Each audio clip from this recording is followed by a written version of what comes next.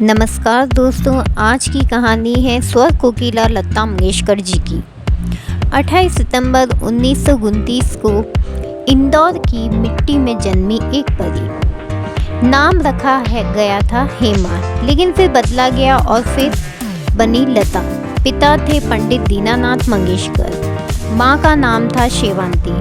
5 भाई बहनों में वो सबसे बड़ी बहन थी। छोटी बहन आशा भोसले, जिनका नाम आप सभी जानते हैं। बचपन से ही सुरों से इन सभी बहनों का रिश्ता रहा। पिता बने उनके पहले गुरु, लेकिन किस्मत ने जल्दी ही परीक्षा ली। 1942 में पिता का देहांत हो गया। जिम्मेदारी नन्ही लता के कंधों पर आ गई। गाना बना रोजी रोटी का सहारा। मराठी फिल्म किट्टी हसाल से शुरुआत की, फिर आया हिंदी फिल्मों का सफर। 1947 में फिल्म आपकी सेवा में शुरुआत आवाज़ को ठुकराया गया। कहा गया आपकी आवाज़ बहुत पतली है, लेकिन हौसला नहीं हारा और आखिरकार मेहनत रंग लाई। 1949 की महल और गाना आएगा आने वाला रातों रात सबकी दिलों की चहेती बन गई लता जी। सुरों की बुलंद आवाज़ गूंजने लगी। हर संगीतकार के लिए पहली पसंद लता जी बनी। हर हीरोइन की आवाज़ सिर्फ लता। 36 भाषाओं में गाने गाए, 25,000 से ज़्यादा गाने गाए।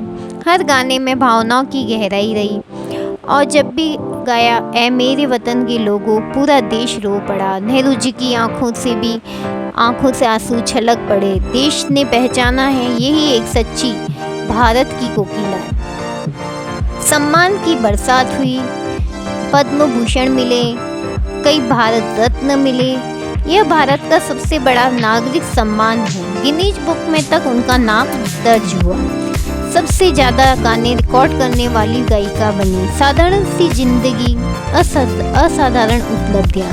कभी शादी नहीं की, संगीत को ही जीवन साथी बना लिया। क्रिकेट से उनका गहरा लगाव था। सचिन तेंदुलकर को छोटा भाई मानती थी। सचिन भी उन्हें हमेशा दीदी कहा करते थे। हर गाना बना सुनहरी याद। मोहम्मद रफ़ी, किशोर कुमार, मुकेश संग कई गाने गाए और जादू हुआ लोगों के ऊपर। मदन मोहन के सुरों पर भी उनकी आवाज़ बस गई। लाखों करोड़ों लोगों का दिल जीत लिया। वो गायिका ही नहीं, भावना थी।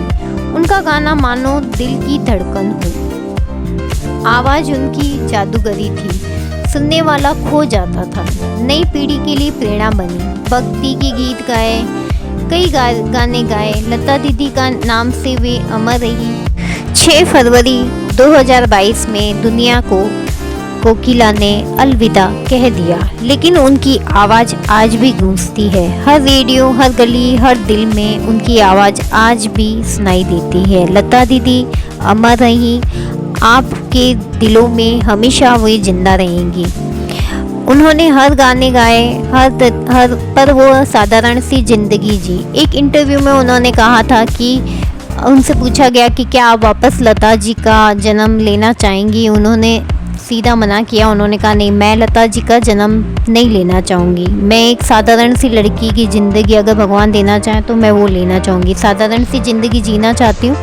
अभी भी भले उन्होंने साधारण सी ज़िंदगी जी थी, लेकिन वे चाहती थी कि मैं कोई स्टार नहीं बनूं, मैं एक सिंपल सी ज़िंदगी जीना चाहती हूँ। तभी उन्होंने सामने पत्रकार ने पूछा ऐसा क्यों। लता दीदी की ज़िंदगी तो हर कोई जीना चाहता है। तभी उन्होंने कहा लता दीदी की जो मुश्किलें हैं वो सिर्फ लता ने देखी है और किसी ने नहीं देखी। इसलिए अब मैं उन मुश्किलों को वापस नहीं देखना चाहती हूँ और इसलिए मैं वापस जन्म नहीं लेना चाहती हूँ लता के रूप में। तो हम ये सोचते हैं कि सेलिब्रिटी की ज़िंदगी में बहुत खुशियाँ होंगी, बहुत ही अच्छा सफ़र रहता होगा उनका, लेकिन सबकी लाइफ में कोई ना कोई दुख ज़रूर होता है।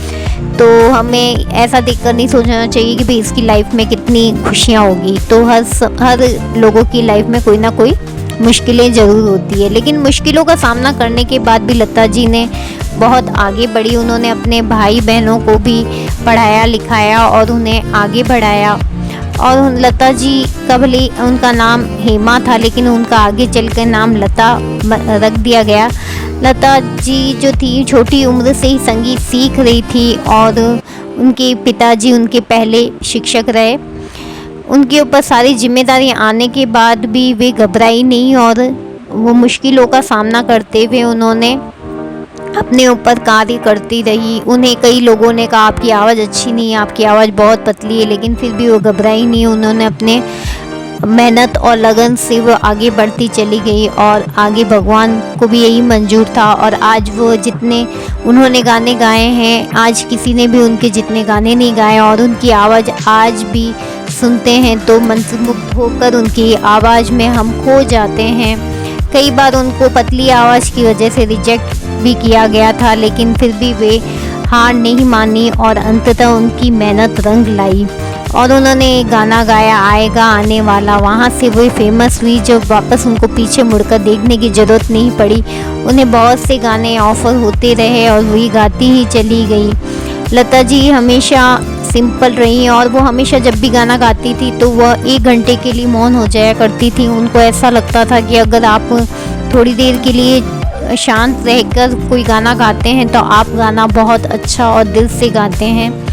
उन्होंने हिंदी, मराठी, बंगाली, गुजराती, तमिल, तेलुगु, पंजाबी आदि भाषाओं में गाना गाया।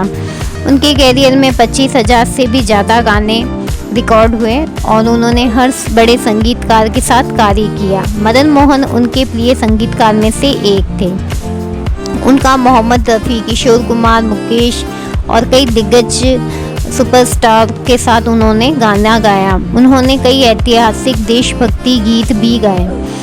पंडित नेहरू जी भी उनके गीत सुनकर रो पड़ते थे। लता जी को उनके गायन के लिए राष्ट्रीय पुरस्कार भी मिले। 2001 में उन्हें भारत रत्न से भी सम्मानित किया गया।